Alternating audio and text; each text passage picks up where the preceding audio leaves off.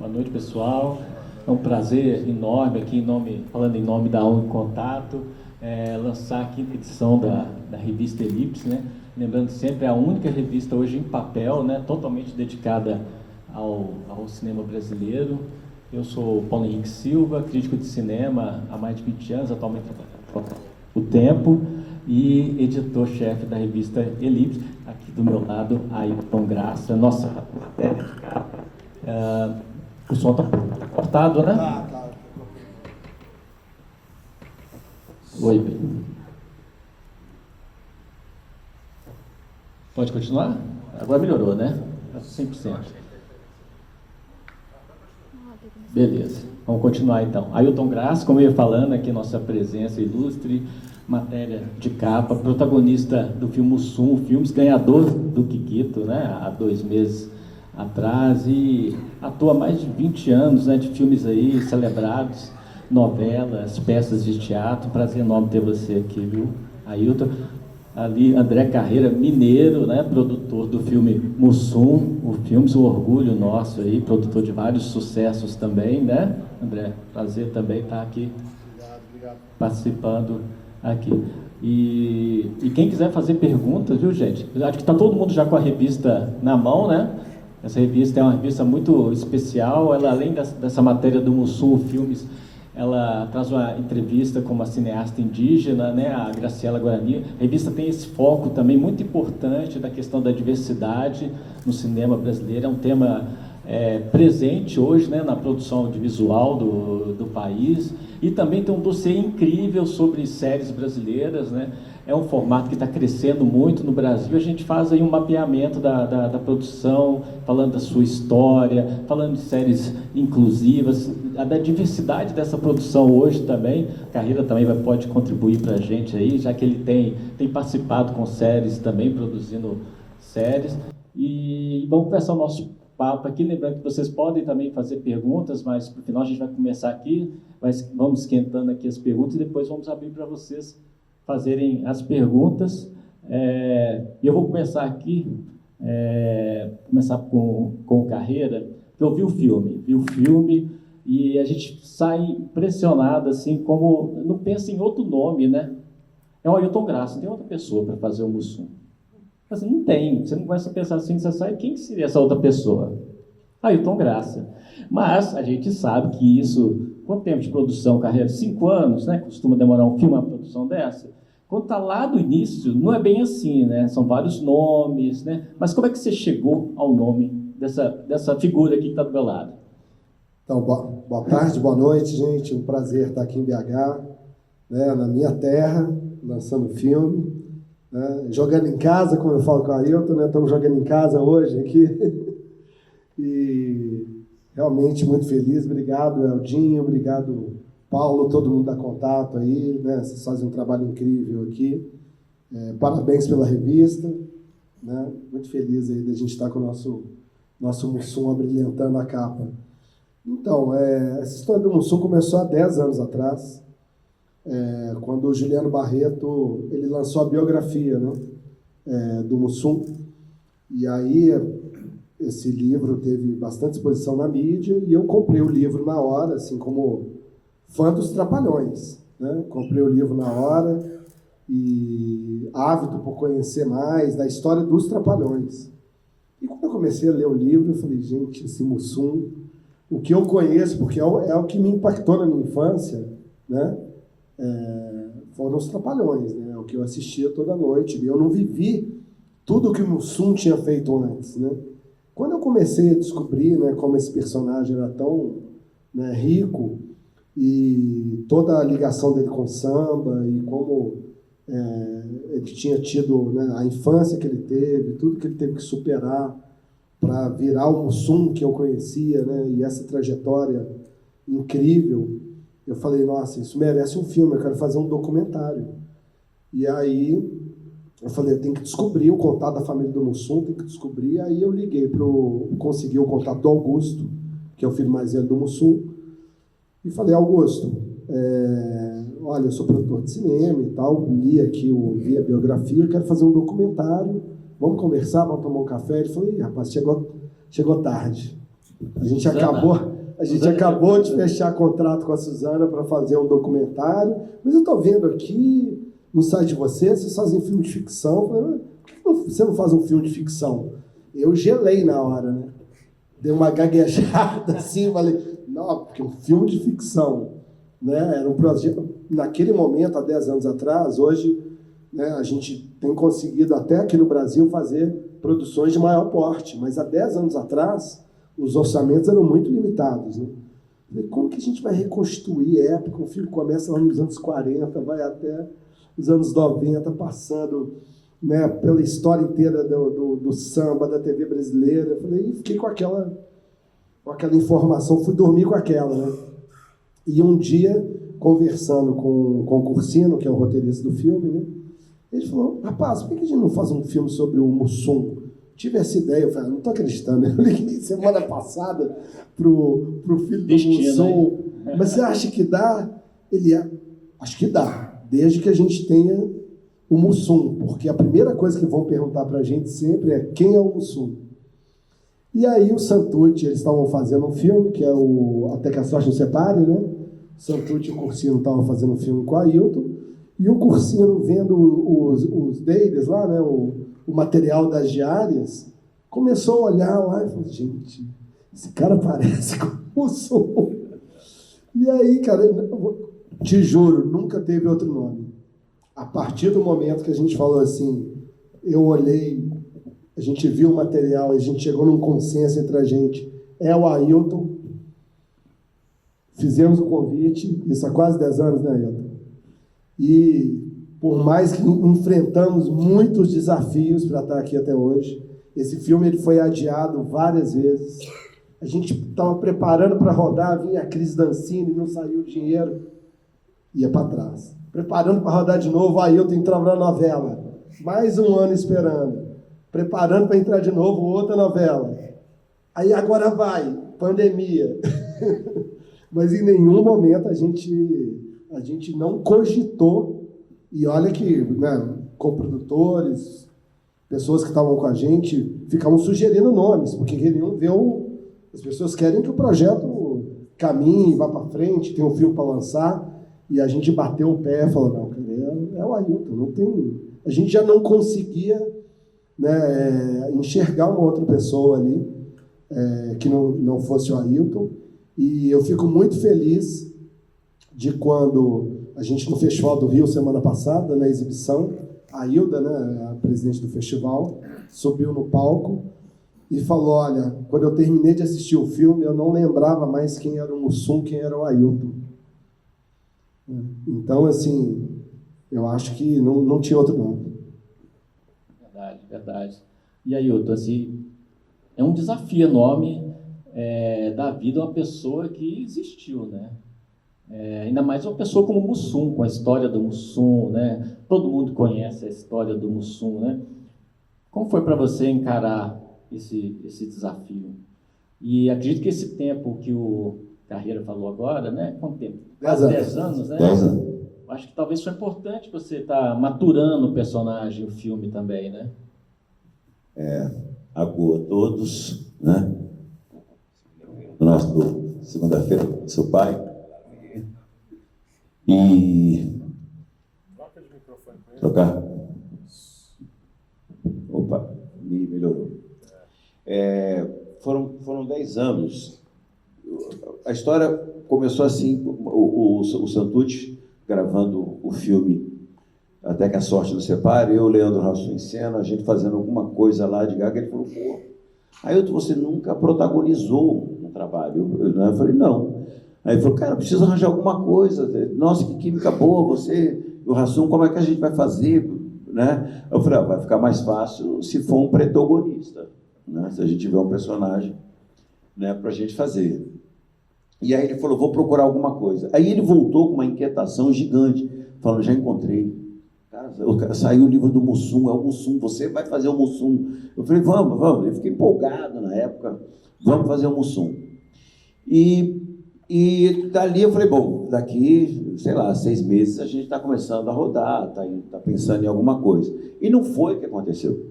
Só que durante o período que ele falou que ia rodar o filme, eu comecei a encher o saco de todo mundo que teve alguma relação com o Mussum. Então, fui encontrar o Augusto, joguei futevôlei com ele, né, perdi, né? Mas aí, então, ele começou a falar das histórias do Mussum, do pai dele, né, começando a falar de como era o pai dele, de como...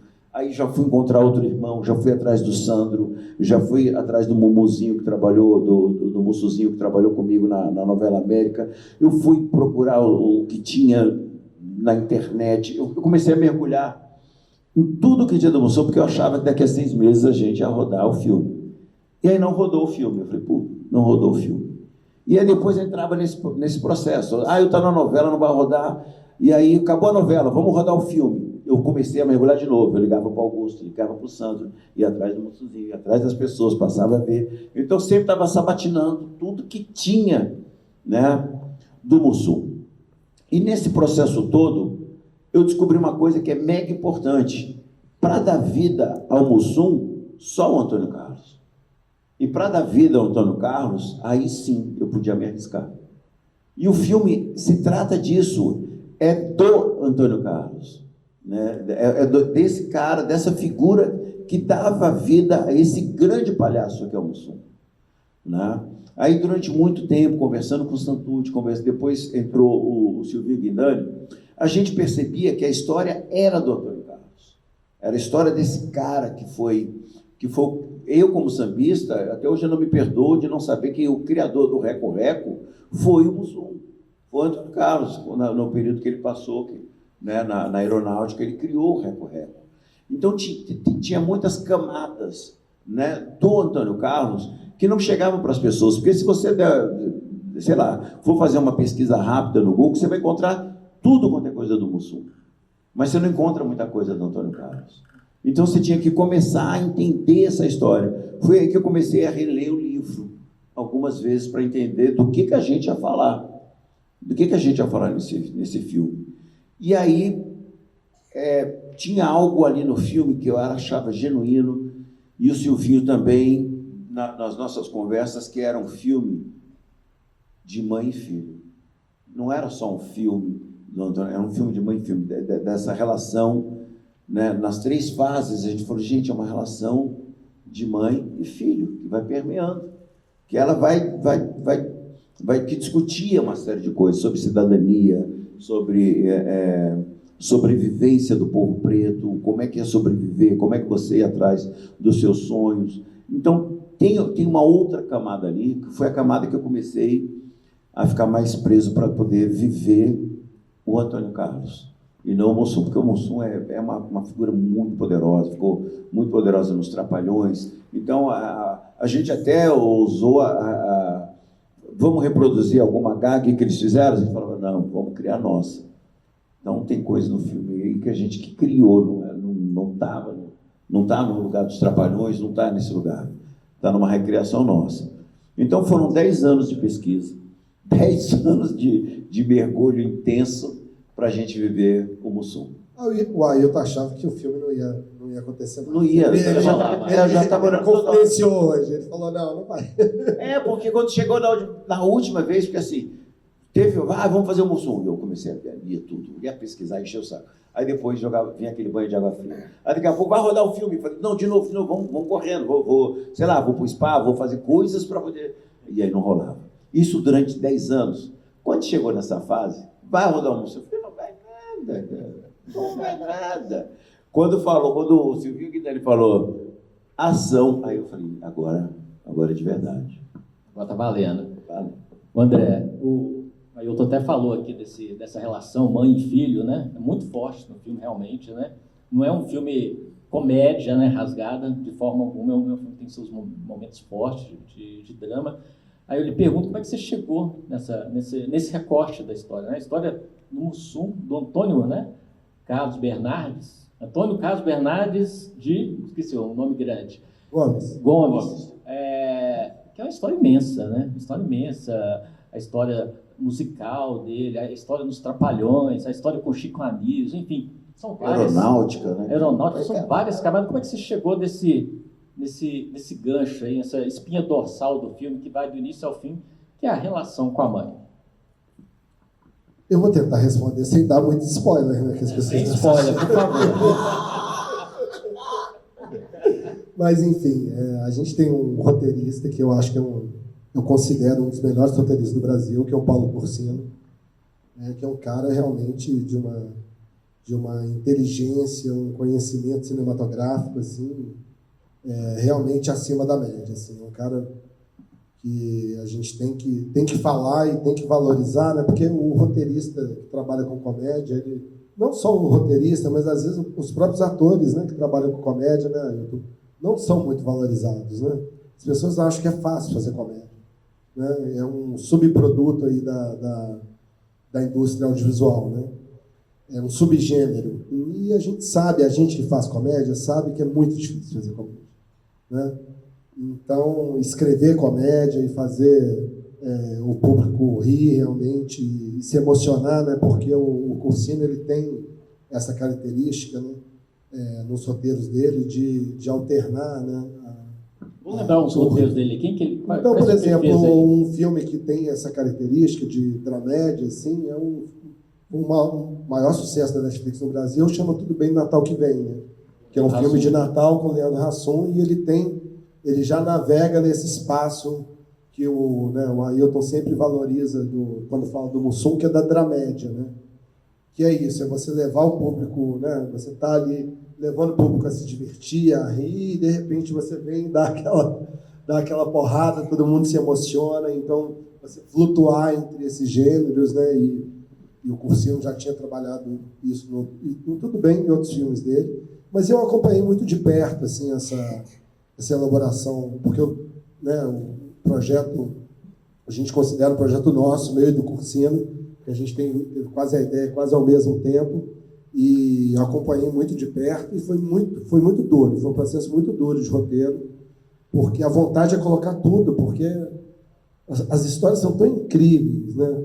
Eu lembro que a gente ficava discutindo, até em termos de produção, né? Tem uma viagem incrível para a França, quando eles foram para a França, os originais, né? Eu falei, não, Cursino, não vamos ter dinheiro para colocar, como que a gente vai fazer? Vamos colocar o México, como que a gente vai resolver imagem de arquivo?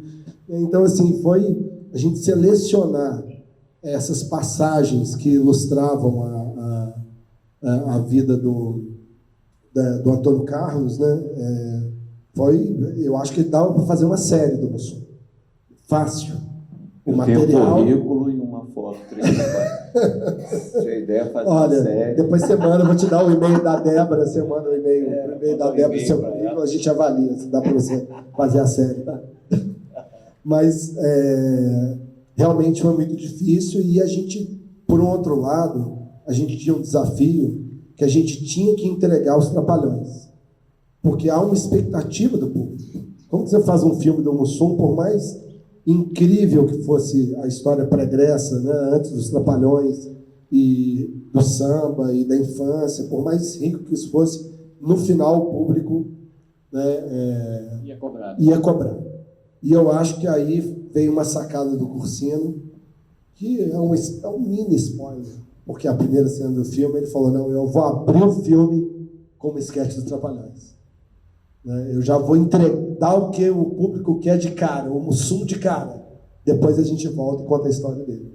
Então, assim, acho que esse recurso foi importante para não gerar uma ansiedade do público. Quando que o Mussum vai entrar? Quando que a gente vai ver o Mussum? Não, você já vê o primeiro frame, você dá um play no filme, é o Mussum. Então, isso já, né, dá aquele conforto, acalma o coração do público. E aí ele fica mais preparado e menos ansioso para entrar nessa jornada com a gente. Desculpa, né? É que só para corroborar um pouco com essa história do Cursino, eu acho ele tão genial que quando ele dá a história dos Trapalhões, na mesma cena, na mesma câmera, eu já saio Antônio Carlos. Sai Antônio Carlos, na mesma cena, na mesma roupa, o mesmo figurino. A gente faz a gag e sai ali cumprimentando os amigos e ele já vira o Antônio Carlos Bernardes. Aí todo mundo já olha, porque não dá para desassociar muito. Isso ele faz no filme o tempo todo. Não dá para desassociar um pouco quem é o Mussum, quem é o Antônio Carlos, né? Mas dá para você contar a vida dele nessa dramédia, né? E o Cursino é um cara de muita escuta. Então, se você chega com uma outra provocação cênica e fala para ele, olha, a gente tem que adaptar isso para cá e fazer assim, ele compra e faz. Só que quando volta, né, você está com uma inquietação, volta, mas num lugar muito melhor para contar essa história. Né? Então, o tempo todo desse lugar sensível que ele coloca, até a escolha das cenas, né, que a gente fez uma outra recriação em cima das cenas dos Trapalhões, ele coloca num outro lugar mais emocionante. Então é emocionante você ver os Trapalhões criando a gag.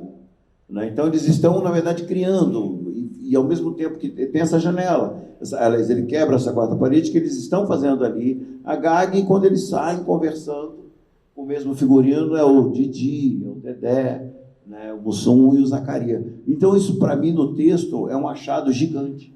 Né, e traz esse conforto para quem vai ver os Trapalhões. Quem quer ver os Trapalhões vai encontrar essa referência lá. Mas vai encontrar essa referência no lugar do criador. Então, está lá o Antônio Carlos criando, né, a cena junto com os pares dos Trapalhões, e, ao mesmo tempo, você vê coisas que você nunca vai ver. O Mussum, o Zacarias, elaborando sem a peruca e depois colocando a peruca, trazendo... Então, são coisas que na mesma janela. Isso é uma genialidade do Cursino, que está lá, os Trapalhões, está lá essa entrega do momento que eles viveram, não dava para tirar, porque é uma história de 25 anos de sucesso. São 25 anos dos Trapalhões que a gente corria para ver antes do Fantástico, ou quando tinha os filmes dos Trapalhões, as salas eram lotadas para ver o Mágico de Oroz, para ver, né, o do Lampião, que é o que eu amo, sabe? Então era lotado. Eu fui ver no cinema esses filmes deles, entendeu? Então, eu acho que o nosso filme trata dessa coisa com muita sensibilidade. E quando eu falo da dramédia, é porque é um filme que te emociona. Não é um filme que você vai ter seus risos, momentos de riso, mas ele pega na emoção. Né? Então, e aí tem essa coisa de ter outras duas figuras mega importantes, que é a expertise do Silvinho, que dirige muita comédia, né, e passa por uma outra janela, né, fazer essa coisa da dramédia. Né? E tem o Nonato Estrela também, que a fotografia, o jeito como a câmera dele trabalha, dá um outro lugar para o filme. E aí, você começou fazendo humor também, né? Você trabalhou no circo, na escola de circo, depois passou, né, para filmes mais dramáticos, foi fazer teatro, né? E nunca se assumiu assim como um humorista, né? De fato, um comediante, apesar de ter feito algumas personagens na novela que são muito divertidas, né? Isso tem uma semelhança com o Mussum também, que toda hora no filme você vê que assim, ele não se assume de fato, né, como humorista. Né? Parece que tudo acontece meio por acaso. Ele parece que tem o Chicanísio no Grande Hotel para chegar nele. Aí, você tem muita graça, você tem muito humor, cara. Presta atenção, né? Acho que tem esse ponto comum com você, né? Isso é muito próximo. Isso é uma coisa... eu me deixo levar, né? Eu sou de religião de matriz africana, tá? E quem é de religião de matriz africana, como eu, a gente segue o oráculo. Eu sigo o oráculo. Às vezes eu estou com vontade de passar numa rua, mas se saiu no oráculo, não passa debaixo da escada, eu não vou passar mais debaixo da escada. Então, se o oráculo diz para mim, vá naquela direção, eu vou naquela direção. Eu só vou. Então, eu até, conversando hoje com o companheiro, eu falava assim, eu acho que dentro dos orixás, eu consigo ver o Mussum muito como um Oxóssi, né? Como um Oxóssi, porque ele nunca errou. Acho que é porque eu estou colocando. Não, era porque estava no colo. Ah, tá. Eu acho que ele nunca errou nas escolhas dele. O Mussum, toda hora que ele mirou num alvo, ele foi e se deu bem. Se deixou levar por algumas escolhas que as pessoas, às vezes, veem vocês para algum determinado personagem. Né? E eu na minha estudo, né, de ator, eu sempre fiz uma diferença muito grande entre comediante e cômico. Né? O comediante é o que é capaz de fazer tudo. Tudo. Eu sempre procurei verticalizar nesse lugar em que, na mesma historinha, na mesma frase, tentar propor o drama e a comédia. Eu sempre gostei de brincar muito com isso, de não ficar preso a uma figura. Né? Ele é só o cômico, né? O palhaço histriônico. Não. Eu sempre gostei de navegar nessas coisas que dessem o riso e o choro e entrasse nessa camada da emoção, que é um outro lugar que eu acho que o nosso coraçãozinho, ele precisa dessa massagem do riso, a lágrima, o riso, a lágrima, porque aí você coloca as pessoas dentro da história.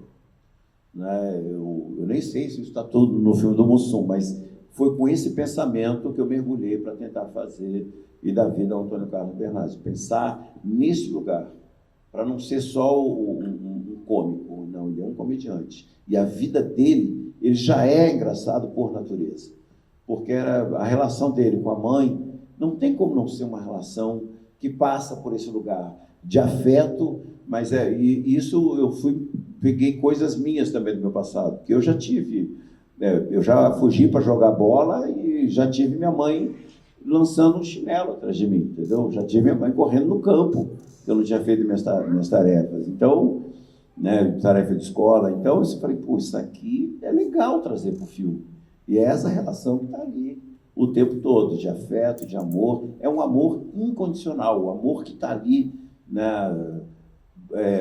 Vou até abrir um parênteses para falar assim, a atuação da Cacau, que todo mundo espera que a Cacau só faça humor, todo mundo conhece a Cacau lá Está no outro registro, né? É um outro registro. E aí você olha e fala, como é capaz de fazer aquilo? Porque ela entende o lugar do comediante. Né? O comediante é esse palhaço das óperas italianas, Pagliacci, você está ali, você vê o palhaço, mas você chora com aquele palhaço. Cacau Protásio, né, gente? Não sei se vocês conhecem da série Vai que Cola, Vai né? que Cola. Os Farofeiros, se não me engano, né? Farofeiro é do André também, não é, André? E outra coisa, Silvio Quindani, que momento que ele entrou no filme? É o diretor do filme. O Silvio, né, tem uma história muito particular com a história do cinema brasileiro, né, com o momento que o cinema brasileiro recomeçou, inclusive, né, pequenininho no filme do Murilo Salles, como Nascem os Anjos. Depois ele passou por diversas produções, o mais recente, se não me engano, aquela série A Divisão, que ele está também, não é isso? E agora ele tem essa oportunidade como diretor. Né? O que vocês fazem? Essa oportunidade que você deu para ele, né? E ter um diretor negro também à frente desse projeto. A importância disso. O que vocês falassem sobre isso? Desculpa, é só falar uma coisa assim, o Santucci ia ser o diretor. Né? Ia ser o diretor. E o Santucci uma vez me pegou na sala dele e falou assim, Ailton, não posso ser o diretor. Nesse momento em que as pautas estão afloradas, não é o meu lugar. É o lugar da gente ter um diretor preto. A gente vai achar um diretor preto para fazer. Né? E desses nomes todos que ele citava, o que eu acho que mais tinha essa sensibilidade, por ser um ator genial, era o Silvio Quindani. Eu falei, tem que ser ele, é brother, é um cara que sabe, estava ali dentro, vai mergulhar junto com a gente, vai sofrer junto com a gente, vai rir junto com a gente, vai ser incansável pelo resultado, que a gente tem que ter esse resultado, né, sublime em cada uma das cenas que a gente vai fazer. Comigo foi esse encontro. Então, o Ailton já falou, já antecipou aqui um pouco, mas assim, como curiosidade, assim, quando eu me mudei, saí aqui de Belo Horizonte, me mudei para o Rio, cheguei lá no Mercado do Rio, procurando oportunidades e trabalhos. O primeiro trabalho que eu fiz, eu fui convidado pela Marisa Leão para coproduzir uma série. A série se chama Acerto de Contas, criada pelo Silvio Quindani e protagonizada por ele. Então, foi o meu primeiro trabalho no Rio, foi com o Silvinho. E dali já nasceu uma amizade muito grande, né, e um respeito, né, de ambas as partes, né, porque foi um projeto muito difícil, de baixíssimo orçamento, um filme policial, com uma série policial super complexa, enfim. E a gente ali foi de mão dada e conseguimos vencer aquilo, e isso marcou muita gente, criou uma amizade ali muito, muito grande, né? E, por um outro lado, o primeiro longa do Santucci, o Silvinho foi o protagonista, que foi o Alucinados. E eles criaram também uma amizade muito grande, né? Santucci e Guindani. Então, quando a gente veio realmente estar nesse momento, como o Ailton falou, todas as pautas que estão colocadas, e a gente percebeu, né? Porque isso, assim, a gente que está num outro lugar, não é? Essa percepção, ela não vem de uma hora para outra. A gente começou a sentir que a gente precisava de ter realmente um diretor preto ali à frente do projeto. E quando a ideia do Santucci, quando o Santucci veio com o nome do Silvinho, na hora eu topei. Falei, pô, o Silvinho é meu brother, cara. O Silvinho, a gente já viveu muita coisa junto e a gente se dá super bem. Então, assim, cara, eu acho que é uma peça, por mais, Ailton, que a gente às vezes sofre o tempo que demorou para o Mussum ser feito, eu acho que a entrada do Silvinho era a peça que faltava. Porque quando eu chegava de manhã no set e via ele com o elenco, ele misturado com o elenco, e cantando, e sambando, e aquela festa, e um olhando o outro no olho, e se identificando ali, essa relação talvez não existiria com o Santucci, né?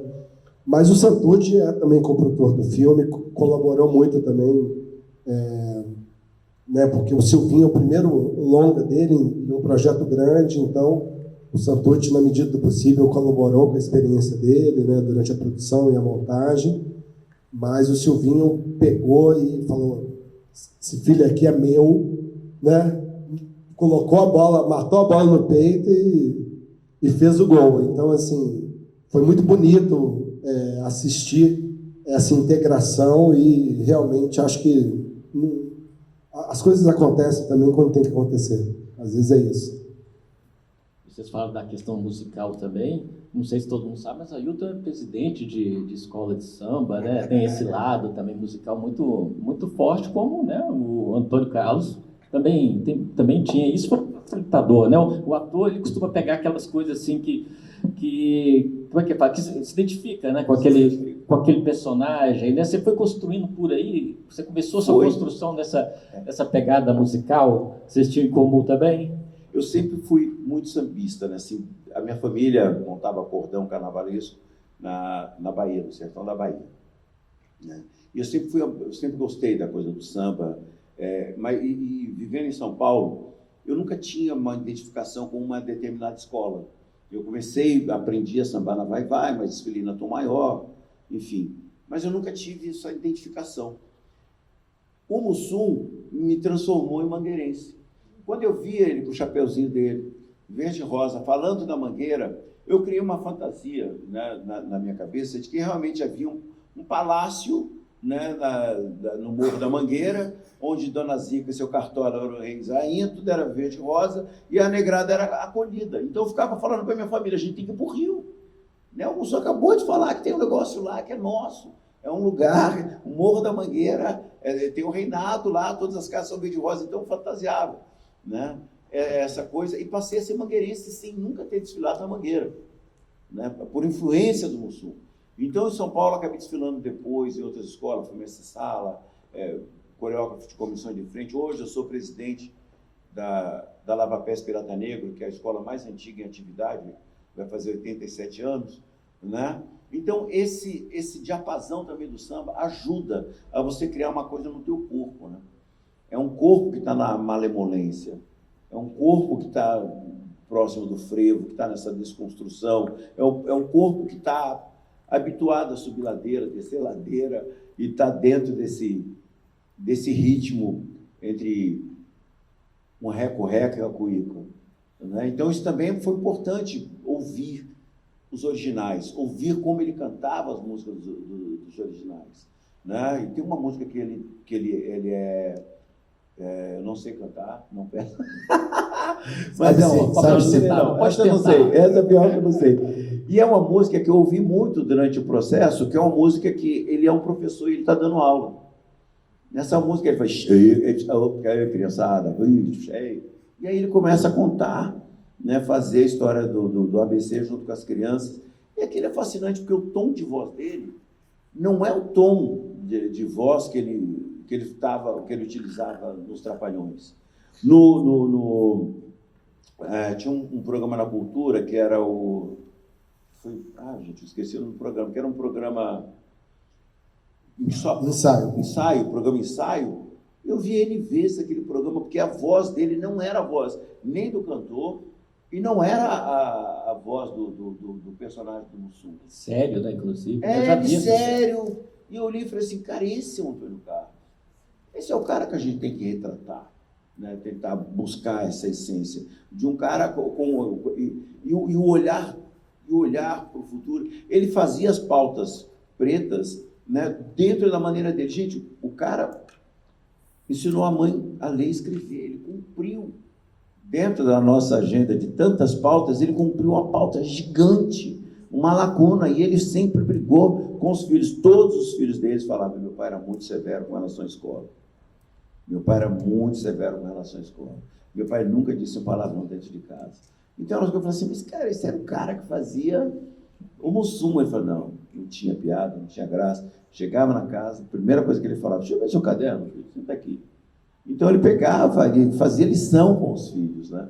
E não era o mesmo tom. E aí, são lugares que eu falo, esse cara, a gente pode tentar encontrar um perfil psicológico na criação próximo dele. Né? Porque o Mussum é gigante. Ele tinha muita preocupação com as coisas da educação, né? Na pesquisa, nós localizamos diversas entrevistas dele falando sobre isso e da importância da educação como instrumento de transformação, e isso era uma mensagem que realmente ele repetia diversas vezes nas entrevistas, e acho que a gente conseguiu ali, né? Não posso falar, mas acho que a gente conseguiu no filme deixar essa mensagem também, né? Que é muito importante. Agora, uma coisa legal que todo mundo aqui, né, deve assistir o filme hoje, uma coisa importante para saber é que a gente não tem uma dublagem de música no filme. Todos os números musicais foram captados ao vivo.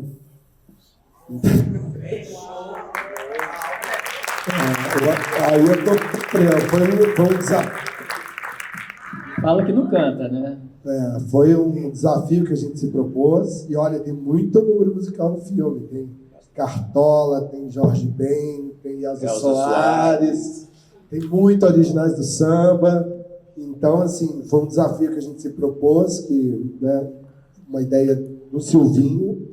Quando ele trouxe a ideia, eu gelei, eu falei, cara, como que a gente vai fazer isso? Eu me apavorei. Porque, assim, normalmente os filmes são feitos, não sei quem aqui conhece tecnicamente, mas, assim, é tudo feito com playback, né?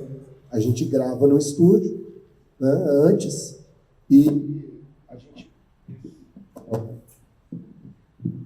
a gente usa o playback, é você chegar no dia da filmagem, você põe numa caixa de som, toca ali e os atores fingem que estão tocando, os atores fingem que estão cantando, né? Essa é a praxe no cinema, né? E por que você faz isso? Porque uma mesma cena você filma diversas vezes. Se você não tiver o playback, né? Se você não tiver a música tocando no mesmo ritmo, na mesma cadência, você não consegue montar a cena depois. Porque se cada take que a gente chama, né? Cada vez que você for filmar a música, se ela for tocada de uma forma, se sair um pouco do ritmo, você não consegue pegar uma parte de uma cena e misturar com a outra.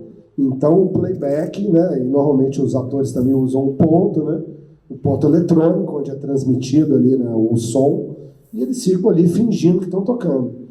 O Silvinho falou, não, a gente vai fazer ao vivo. E aí a gente até chegar na conclusão de como fazer ao vivo e ser viável, né? E aí a gente chegou numa solução que eu realmente nunca desconheço um filme que usou.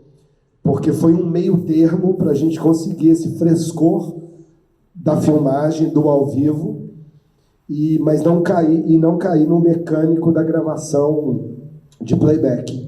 Então a gente fazia o primeiro take ao vivo, a primeira cena era toda ao vivo, aí pegava essa gravação, o cara corria lá, fazia uma mixagem na hora, parava o set 10, 15 minutos, e aí depois os atores e os músicos, eles se dublavam, mas em cima da versão ao vivo que tinha acabado de ser captada.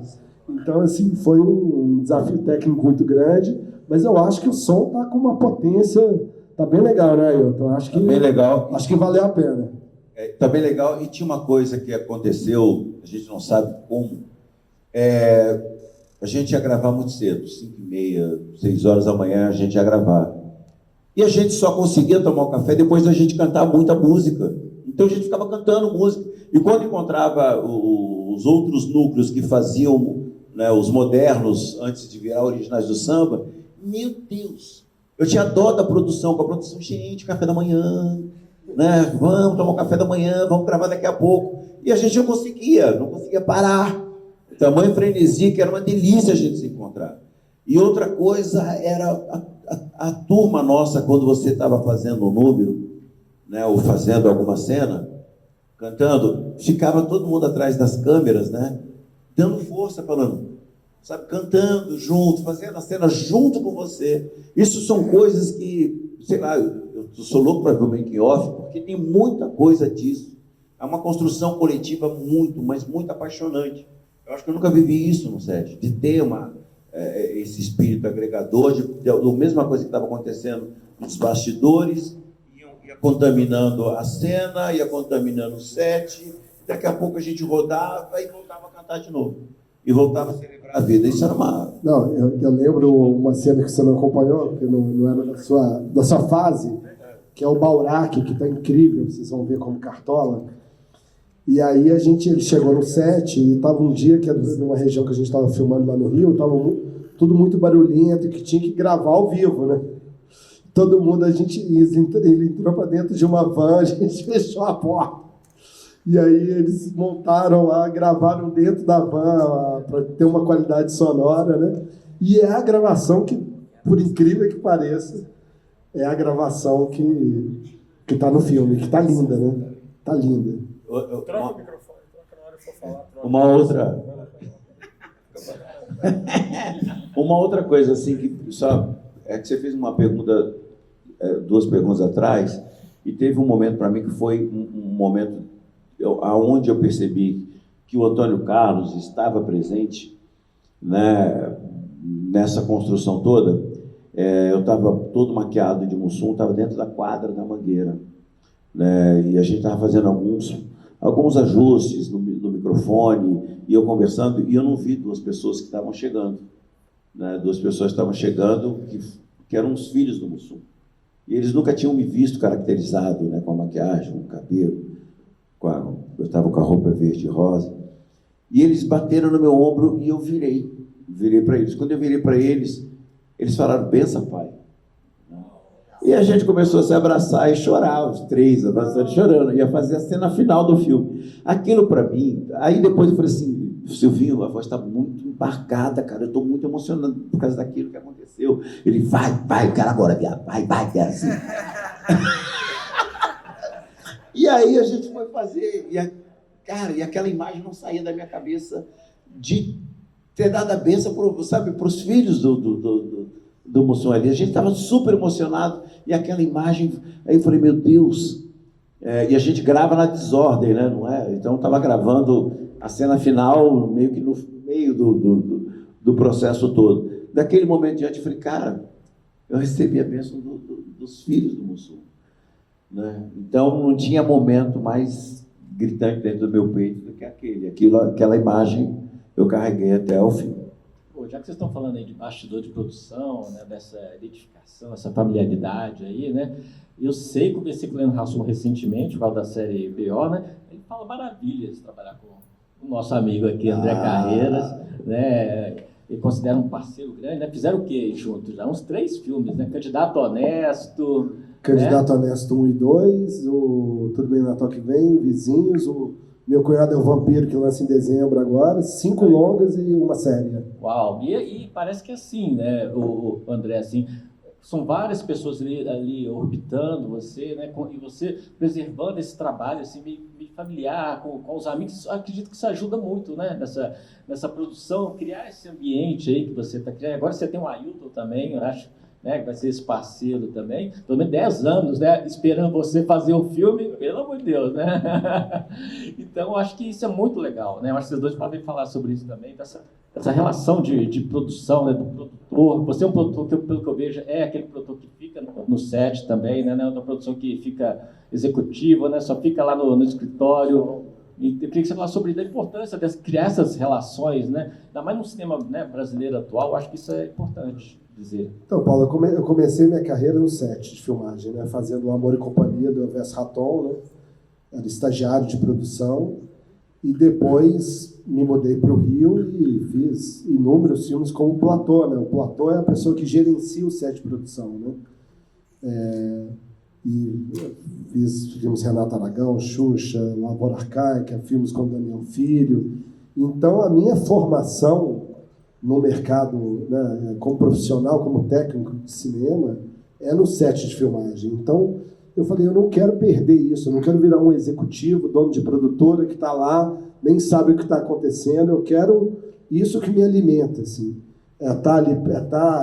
Né, vendo o Ailton atuando, o Silvinho dirigindo, podendo também trocar, dar as minhas opiniões sobre roteiro, sobre montagem, sobre música, né? Tem uma das músicas, não sei se você sabe, que é uma música que eu que trouxe para o filme, né? Que é no momento que ele está... Bom, não dá para falar, depois do filme eu conto. Mas é Enlouqueci. O Enlouqueci é uma sugestão minha, por exemplo. Né? Então, assim, eu me envolvo muito, né, com o processo de produção dos filmes. E a nossa produtora é uma produtora pequena, de um porte pequeno para médio, e a gente quer fazer essa coisa meio... Não, mas não tem pretensão, não é assim... Mais. Oi? Não é mais. Não é mais, né? Um pouquinho ainda, mas pelo menos na minha cabeça é. Então, mas assim, é diferente porque a gente não tem uma produção assim... Tem muitos produtores que fazem muita coisa para TV, muita série. Você pega uma produtora como a Conspiração, que tem 150, 200 funcionários e tem um volume de produção. Eu falo que ela é de um porte pequeno porque a gente produz 2, 3 projetos por ano. Então, eu consigo acompanhar e esse é o nosso objetivo, de fazer um volume de produção em que eu possa acompanhar. Porque se eu perder isso, para mim não faz sentido. Se daqui a pouco tiver indo coisa para o mercado que eu nem me envolvi, nem participei, para mim, sabe, é a mesma coisa que está vendendo banana na feira. Assim, não tem... eu sou uma pessoa apaixonada pelo cinema. E isso me fez, né, realmente trabalhar nessa área e me mudar, ter esse desafio de mudar para o Rio e conseguir, né, ampliar a atuação da produtora. E eu quero estar perto, então, e a gente vai construindo, né, as amizades, as relações, como com o Cursino, com o Santucci, como você bem falou, né, com o nosso queridíssimo Rassum, com a Ingrid, aqui com a Ailton, que já me falou, ó, tem uns 3 projetos para te enviar aí. Aguarda aí que está chegando. Tem diretor também, como diretor também? Tem alguma coisa assim? Ou só como ator? Bom, quem sabe daqui a um tempo, Você sabe que eu já dirigi alguns curtas, né, no início, mas esse ladinho está adormecido aí, quem sabe ele volta daqui a um tempo. Mas cara, trabalhar com um cara igual a Ailton, igual o Rassum, essa turma é boa demais, cara. Isso aqui não dá um problema, dá zero. Ele só traz solução, só traz energia boa. E não é porque ele está do meu lado aqui, não, mas ele sabe. É um astral sempre lá em cima. Vamos fazer, vamos resolver. E é um cara incrível para a gente trabalhar. Deixa eu falar uma coisinha. Assim, primeiro, só fazer uma comparação com o meu universo de escola de samba. Eu conheço escolas de samba que têm na sua gestão 300 pessoas. Faz um carnaval péssimo, né? Eu conheço escolas de samba que tem meia dúzia de pessoas ali e eles conseguem fazer um espetáculo gigante que marca a vida da gente, né? Então, às vezes, ter muita gente não quer dizer que é grande, né? Às vezes, ter pouquíssimas pessoas, mas o comprometimento para realizar aquilo transforma esse lugar grande. Por isso que a Camisa de Estado é grande, sim, para mim, entendeu? Ela me deu o meu presente. O presente da minha vida foi fazer esse filme. Então, é grande. É grande.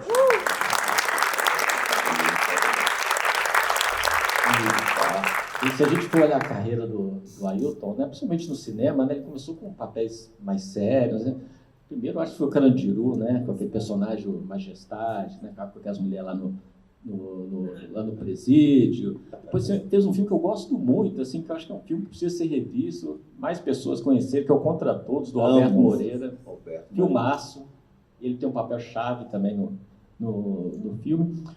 E primeiro foi enveredando para esses papéis mais sérios, mais policiais, porque também na época tinha muito filme com essa estética, né, mais policial. A gente está falando aí que da época de Cidade de Deus, vários Tropas de Elite, né? Então acho que estava se buscando uma coisa assim para ter outros sucessos, outros filmes bem sucedidos, né? E as portas foram meio que abrindo para você, né, Ailton? E agora você tem esse filme que é um divisor de águas, né? O Mussum, um personagem que eu acho que marca aí um momento importante da tua carreira. Queria que você fizesse esse retrospecto aí pra gente aí, né, de um ator que começou lá nesses filmes policiais e foi ampliando, modificando os trabalhos, passando para comédia, mostrando outras habilidades que você tem, né, outros talentos que você tem. Que é uma coisa que eu consigo viver isso, essas outras figuras, né, e outros diapasões no teatro, que me dá uma liberdade. Eu consigo fazer um Hamlet, um Otelo, eu consigo fazer outros perfis dentro do teatro e eu amo fazer.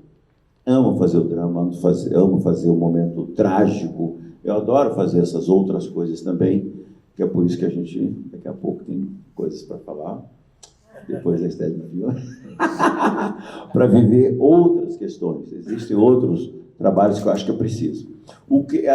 Essa minha trajetória sempre me deu uma tranquilidade muito grande, né? Acho que eu disse isso já na entrevista anterior.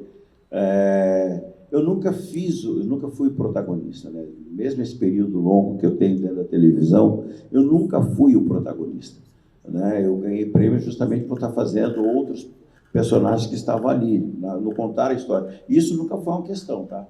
Isso nunca foi uma questão. Eu queria trabalhar. Gosto de trabalhar. Então, e aí os personagens ganhavam visibilidade. Foi assim com Feitosa, Padre Quirino, né, a Xana Summer, então, né, o Floresval. Enfim, foram personagens que não estavam ali no lugar do protagonismo, mas foram ganhando espaço para fazer. O Mussum, ele vem num momento que eu estou muito feliz. Ele é feliz e assustado, vou ser bem sincero, porque quando eu fui ver que o trailer do filme passou de 5 milhões, né, de visualizações. Só no YouTube. Isso dá um susto. Eu falei, meu Deus do céu, e agora o que a gente faz, né, com isso? Eu tenho muito desejo que as pessoas venham assistir o filme. Venham assistir o filme não é para ver o Ailton, não é para ver a qualidade desse trabalho que está ali com que o Yuri, a entrega do Yuri, a entrega da Cacau, a entrega da Dona Neuza, revisitar esse lugar com a Dona Neuza. Gente, vocês não têm ideia de como foi delicioso estar em cena com a Dona Neuza. Minha primeira novela foi com ela. E ela está deslumbrante nesse trabalho, né? E esse período todo dessa trajetória, passando por esses filmes sérios, cinema é um lugar que eu amo fazendo, porque o cinema tem uma coisa ainda muito artesanal, né, como tem no teatro, de construção, né? Ele as pessoas têm as suas funções definidas, mas ele é coletivo. O cinema é coletivo. Se ele não tiver o espírito coletivo, ele não acontece de 5h30 da manhã, todo mundo acordar, a primeira coisa que quer fazer é se abraçar e ficar cantando. Cantando, celebrando a vida, depois senta, continua cantando, continua falando da cena do outro, palpitando, olha, você podia fazer daquele jeito ali, não aqui, entrando e, de repente, você tem um filme. na tua mão que passou por esse lugar. Por esse lugar do espírito mambembe, que é tão genuinamente nosso. E aí me assemelha muito a questão da lona do circo. Esse trabalho parecia uma coisa do circo. E eu que fui de circo, né, quando você está no circo, eu era o trapezista, eu era o palhaço, o atirador de faca, mas ao mesmo tempo eu era o barreira, o cara que ia pregar o pino, que ia esticar a lona, que ia dar comida para os animais, que ia estar ali limpando, escovando. Eu sou da época que o circo ainda tinha animais, então a gente ia lá, dar banho no elefante e cuidar da coisa, e dar uma olhada se o cabo de aço, se o tecido da outra da menina está pronto, está bem amarrado. Então é muito coletivo. E esse filme foi feito com esse espírito coletivo, né? E com relação à carreira... André Carreira tá aqui. Desculpa o trocadilho. Com relação à carreira, eu não sei o que vai vir mais. Eu quero vivenciar isso de novo. Eu falei hoje para o André que eu estou curtindo ser protagonista, de verdade. Mas eu não quero só vivenciar o protagonismo dentro do cinema. Eu quero que as pessoas olhem e falem: Ailton, você pode fazer, sei lá, o médico, pode fazer o presidente, você pode fazer qualquer outro personagem e vivenciar qualquer outro protagonista dentro das histórias. Tem milhões de histórias para serem contadas, né? Milhões de histórias do nosso povo preto, do nosso povo indígena, de todas as pautas que estão aí, né? Que eu acho que tem que ter a pauta LGBTQI+, todas as pautas. Mas, necessariamente, eu não preciso já viver mais um outro personagem preto. Se vier, legal. Eu até tenho um projeto que eu quero falar sobre isso. Mas eu quero viver outras coisas, entendeu? Eu espero que, nesse momento aí, o universo me ofereça outras coisas. Eu vou passar as perguntas para a plateia, vou começar por você, mas só queria saber do Carreira, então, a carreira do Carreira. Porque você agora, queira ou não, mesmo pensando que a produtora pequena, né? Cara, você é produtor das principais comédias brasileiras dos últimos tempos, né? E aí? E agora? Qual que é o próximo passo aí? Eu falei que a produtora, eu deixei um pouquinho de lado aqui a humildade, quando eu quis falar que a produtora é de um porte pequeno pelo lado empresarial, pela equipe que trabalha e tal, mas tenho plena consciência da relevância do que a gente está produzindo, né? São mais de 10 milhões de ingressos no cinema, que eu acho que vão se multiplicar agora, vamos ver. A expectativa é grande, né?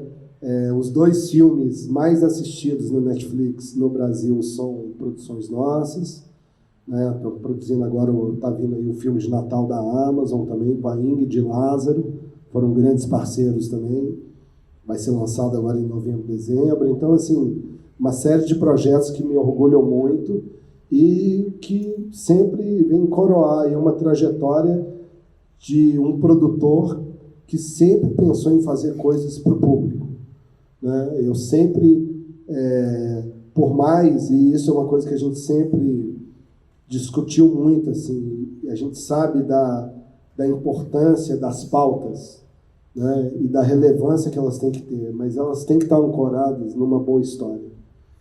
Porque aí é que o público vai se envolver. Não adianta um filme só pela pauta. A pauta ela tem que estar inserida dentro do entretenimento das pessoas. Aí que eu acho que você promove a transformação, porque você vai assistir uma coisa e recebe de presente uma outra coisa, né? Então, assim, eu acho que essa é a preocupação nossa, de sempre estar pensando no público. Os nossos filmes, eles são testados à exaustão. O Mussum, antes da gente falar, está pronto o filme, o corte está fechado, ele teve cerca de 6 a 8 sessões teste. E a gente projeta o filme, roda questionários e depois a gente abre para discussão, como se a gente estivesse aqui para ouvir a opinião do público, se as pessoas entenderam o filme, se tem alguma coisa, alguma cena. A gente teve um personagem, né, que o público sentiu falta num dos testes, a gente filmou e inseriu lá numa das cenas depois de um dos testes, assim, que o público estava sentindo muita falta daquela personagem. Pô, mas de repente ela desaparece do filme, não aparece mais, não.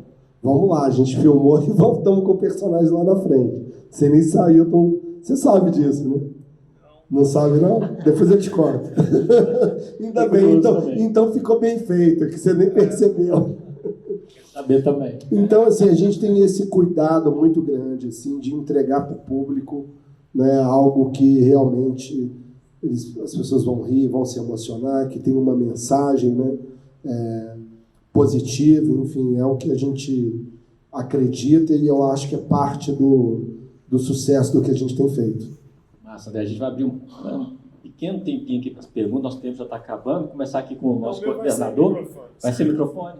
Beleza. Só porque eu fiquei posição de terceiro setor, né, tem que lembrar, né, que como é o lançamento da revista, e é a primeira capa preta da revista. A revista está na 5ª edição, a primeira capa preta.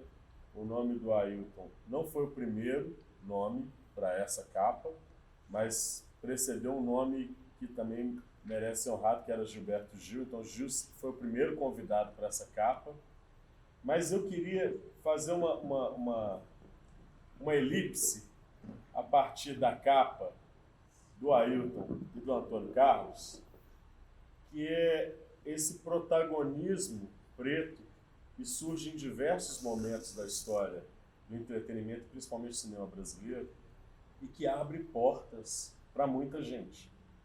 Eu não sei se você também tem a consciência, neste momento geracional, que você, além de resgatar um personagem preto fundamental para a construção da negritude no cinema e na televisão brasileira, e trazer essa emoção e esse sentimento de volta, num momento importante do renascer da esperança no Brasil.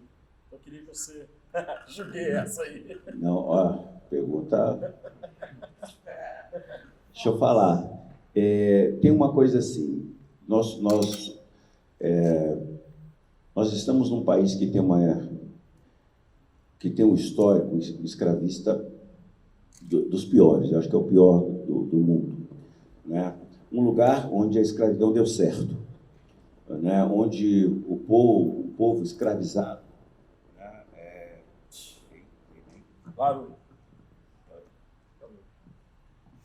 Onde o povo escravizado teve e tem a sua história invisibilizada, apagada, né, destruída e, às vezes, maldosamente contada. Então, esse filme do Mussum, ele tinha algumas lendas urbanas sobre ele, sobre o personagem do Mussum. Mussum morreu de cirrose. É mentira, ele morreu do coração, porque ele tinha um coração grande. Não tem nada a ver com cirrose.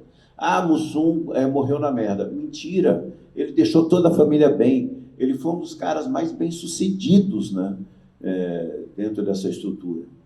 Mussum, com originais do samba, eles eram milionários, né? Ele era muito rico. Quando ele entrou para fazer escolinha do professor Raimundo, ele já tinha muita grana, ele já tinha uma casa gigante, igual a casa que a gente aponta aqui, né? E a gente anseia por ver outras histórias que foram invisibilizadas, escondidas ou transformadas, sendo contadas, né? Eu quero que essas histórias apareçam. Eu quero ver um Machado de Assis preto. O criador da Academia Brasileira de Letras é um negro. Então, eu quero ver Carolina Maria de Jesus sendo contada, né? Quero ver Graça e Esperança sendo contada, né? São histórias, quero ver Luiz Gama sendo contado, Abdias, né? Existem muita coisa, muitos personagens para a gente contar dentro desse diapasão. Depois do Grande Otelo, o nome do artista, ator negro mais conhecido é o do Mussum. Então, a gente já está cumprindo uma agenda gigante nessa história, né? Cumprindo uma agenda gigante dessa ótica de ter um roteiro que conte a vida, não do Mussum dentro dos Trapalhões, que isso vai ter também do filme, mas conta como é que foi, né? Como é que ele sobreviveu, né, num país onde a pele preta é criminalizada, onde eu venho desse lugar. Eu tenho amigos que não passaram dos 20 anos. Os 20 anos, que de alguma forma sucumbiram nesse processo todo, né? E a gente chegou, eu posso dizer que eu estou com 59 anos, eu sou um sobrevivente dessa história toda e um cara que sobrevive da minha arte, né? Porque tem muitos grandes artistas que estavam no meio do caminho e optaram por seguir outro caminho, que não tiveram uma dona Malvina, né? Que se sacrificou para esse filho pudesse sonhar e concretizar os seus sonhos. Então, eu espero ver essas outras histórias sendo contadas com uma dramaturgia, com uma carpintaria também que ajude a cumprir essa missão de colocar uma lente sobre essas histórias e revelar esses grandes personagens que ajudaram a construir a história da humanidade. Eu quero muito um dia, quem sabe, contar a história de Kemet, Enoch, Cush, que é o berço da civilização, que é um lugar preto.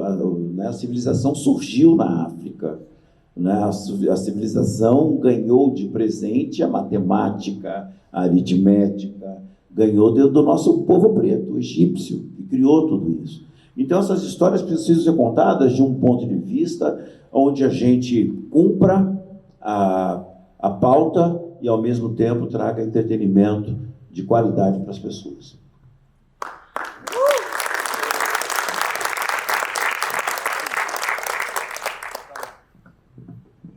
Bacana, Elder. Mas tem mais uma prorrogaçãozinha aí, 1 minuto, uma pergunta. O Fernando falou ali, nosso produtor. Quem vai fazer a pergunta? Onde? Olha lá. Toma. Palavra com você.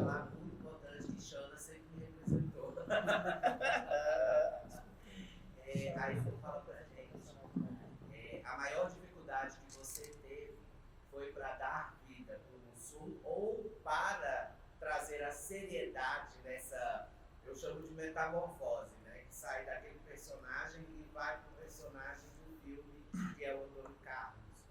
Como é que foi essa coisa de, olha, eu tô Mussum, de repente eu tô Antônio Carlos, eu tô na comédia, depois eu vou lá para a seriedade, sabe?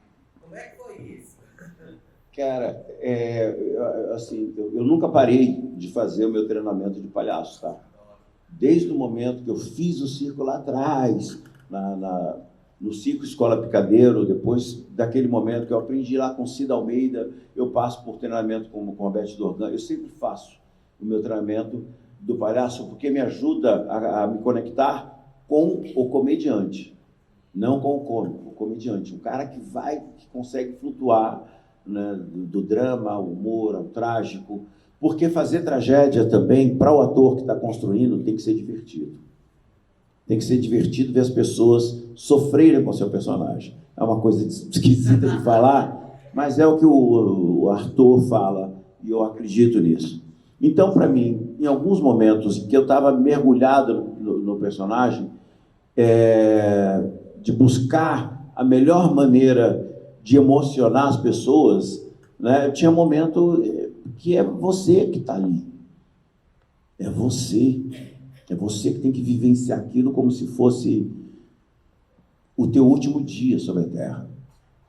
Eu acho que ser ator é um pouco isso. Quando você pega um personagem, ele só tem aquele período de ficção para viver, né? Então, se são 2 horas de filme, eu tenho esse Antônio Carlos, que está na vida do Augusto, que está na vida do Sandro, que está na vida do Mussunzinho, é um outro cara. Esse cara que está aqui é um outro personagem, é um personagem de ficção, porque no momento em que o Mussum daqui chora, o Antônio Carlos daqui chora, tem uma música que vem atrás. O Mussum da vida chorou muitas vezes e não teve música. Então, nesse lugar da ficção, a gente utiliza todas as ferramentas possíveis e a nossa paixão, a nossa emoção em contar aquela história para que as pessoas acreditem que seja verdade. A minha relação com a Dona Neuza, quando a gente está no set de filmagem, é uma relação de mãe e filho. Não é outra. É mãe e filho. É isso. Perfeito.